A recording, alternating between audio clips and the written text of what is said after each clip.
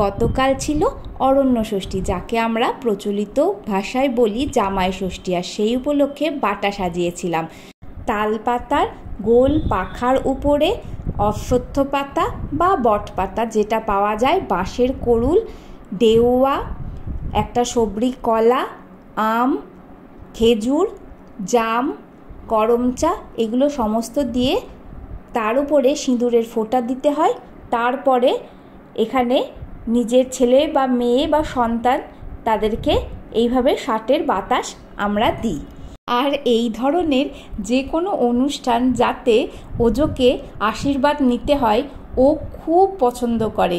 এইভাবে সামনে বসে আর এই দেখো পা দোলাতে থাকে যে কখন ওর রিচুয়ালটা কমপ্লিট হবে।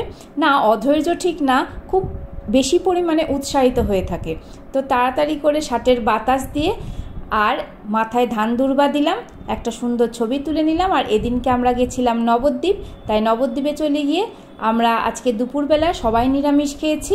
নিরামিষের মধ্যে ছিল ভাত, গন্ধরাজ লেবু, আর ছিল মিষ্টি কুমড়োর ডাঁটা বড়ি ফোড়ন দিয়ে, আলু, পটল, বেগুন দিয়ে একটা সুন্দর চচ্চড়ি।